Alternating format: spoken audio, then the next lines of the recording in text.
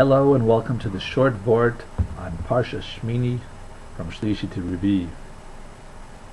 By the time we finish the Parsha, we will have read from the Parsha 8 different times in this calendar year, corresponding to the word Shemini, which means 8. However, this does not apply in Eretz Yisrael. Now between Shlishi and Revii, we have a repetition of the story of the death of Nadav Avihu, the sons of Aaron. And the pasuk in the beginning of Perek Yud says that they were burned by a fire when they brought an Eis Zorah Lifnei Hashem, when they brought a strange fire before Hashem. Now our commentaries give various explanations what the exact sin was. At least 6 different explanations are given, but the Ksav Sofer gives on the discussion of 2 of the reasons that are brought in the Midrash.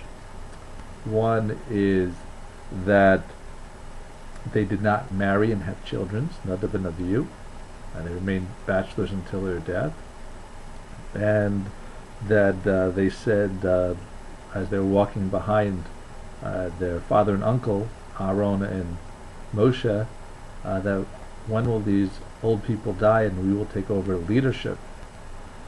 So Ksav Sofer asked that, well, we've got these 2 reasons, but why those 2 reasons if after all the Parsha says in the pasuk that because they brought Eis Zorah Lifnei Hashem, that was what their sin was. So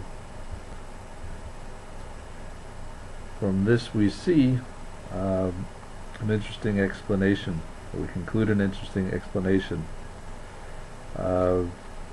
The reason, he says, that these 2 men did not marry is because they looked at the example of their uncle, who was the head of the Bnei Yisrael, but unfortunately his sons were not sufficiently directed to follow in his way. They did not succeed him, and that they thought was because they were people who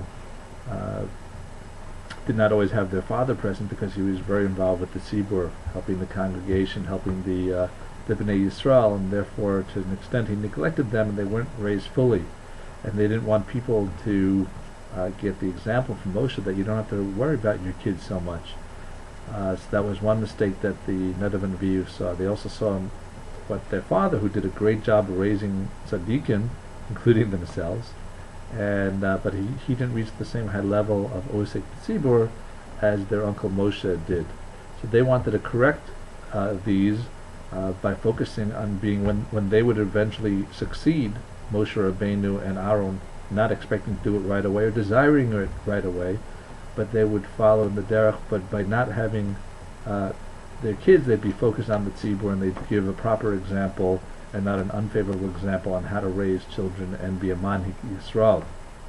But that was their mistake.